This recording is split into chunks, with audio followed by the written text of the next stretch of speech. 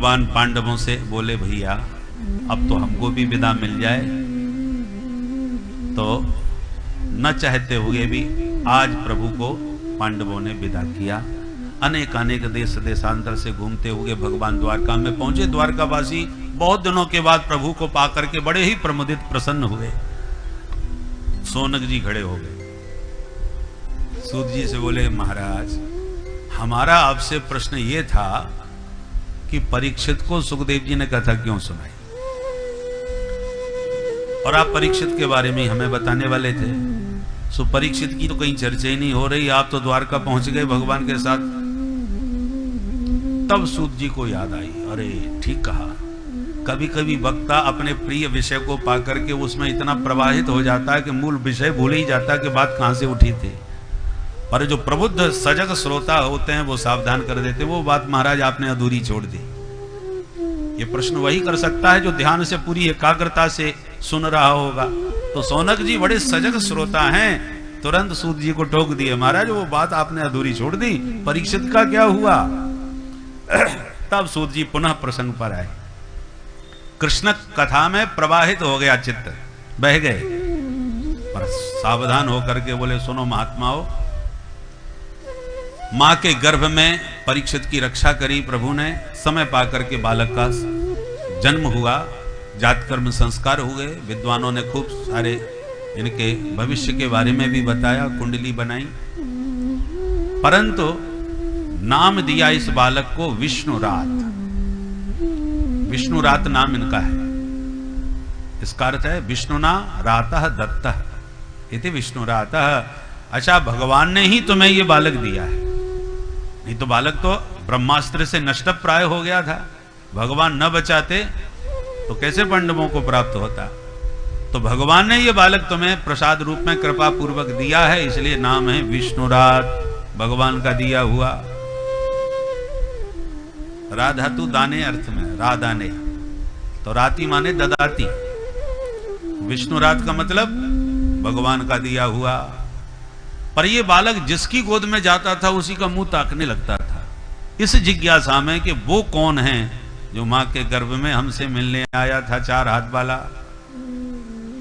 तो सकल सूरत सबकी देखते थे और उसी को ढूंढते थे कि इनमें वो कहां है, कौन है। इसी जिज्ञासा को देखकर इनका प्यार से नाम पड़ा परीक्षित। समय बीतता गया, एक बार विदुर जी पांडवों के पास आए।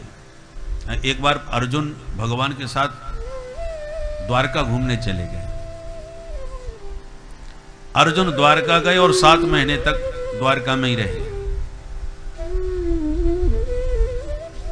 7 महीने के बाद लौट रहे थे और युधिष्ठिर जी महाराज को बड़े भयंकर अपशकुन हो रहे थे।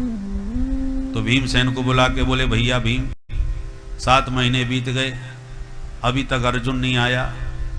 गता सप्ताधुना मासा भीमसेन तवानुज नायाति कश्यवा हेतुर नाहं वेदेद मंजसा।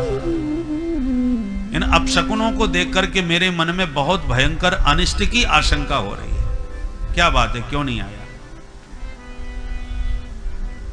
चिंतित हो ही रहे थे कि अर्जुन आ गए, पर अर्जुन की हालत देख करके और भी ज्यादा घबरा गए।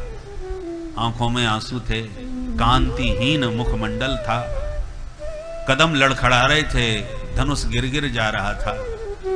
क्या हुआ अर्जुन, तुमसे ऐसा कौन सा महापाप बन गया जिससे आज तुम्हारी ये हालत हो गई? पहले व्यक्ति पाप से इतना डरता था कि कोई पाप बन जाए तो उसका चेहरा ही मुरझा जाता था, इतनी गलानी से वह भर जाता कि मेरे से पाप हो गया। तो अर्जुन के इस हालत को देखकर अब युधिष्ठिर जी ने हजारों प्रश्न कर डाले। कहीं तुमसे गो हत्या तो नहीं हो गई, विप्रवध तो नहीं हो गया, बालक और वृद्ध के सन्मुख उनको भोजन पवाए बिना तूने उनसे पहले भोजन तो नहीं किया, कहीं तुम्हारी कोई प्रतिज्ञा भंग तो नहीं हो गई? इस प्रकार से अनेकों प्रश्न किए, पर सिर हिलाते गए अर्जुन। अंत में कहा अच्छा तो फिर द्वारका में तो सब राजी खुशी है ना? द्वारका की कुशलता का जब प्रश्न किया तो चरणों में गिर के अर्जुन ने यदुवंश के संहार का पूरा प्रसंग सुना दिया। वंचितो हम महाराज हरिणा बंधुरूपिणा येन मे पहर्तम तेजो देव विस्मापनम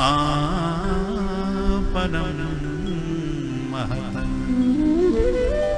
भैया हम सब अनाथ हो गए, हमारे प्राण धन प्रभु हम सबका परित्याग करके परम धाम प्रस्थान कर गए।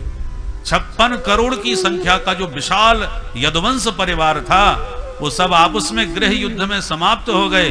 केवल चतुःपंचावशेषता, सिर्फ 4-5 शेष बचे हैं, बाकी सारा यदुवंश समाप्त हो गया। इतना सुनते ही कुंती मैया ने तुरंत पद्मासन में बैठ के गोविंद के चरणों का ध्यान किया और ध्यान लगाती एक क्षण में अपना शरीर त्याग दिया। पांडवों ने कहा तो हमें भी अब प्रभु के बिना इस धरती पर नहीं रहना है। तुरंत अपने पौत्र परीक्षित को बुला के सिंहासन पर बैठा करके और आशीर्वाद देते हुए पांचों पांडव द्रौपदी को साथ में लेके हिमालय की यात्रा करते करते एक एक करके देह त्याग करते हुए स्वर्गारोहण को प्राप्त हो गए। और इधर छोटी सी अवस्था में परीक्षित ने सत्ता का भार संभाला।